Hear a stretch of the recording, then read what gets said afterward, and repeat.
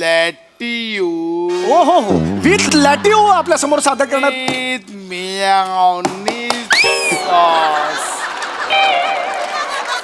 With Miani sauce yes crispy garlic with crispy garlic masala and piri piri masala. Cut कर इकडे sir काय sorry cut काय झालं sir?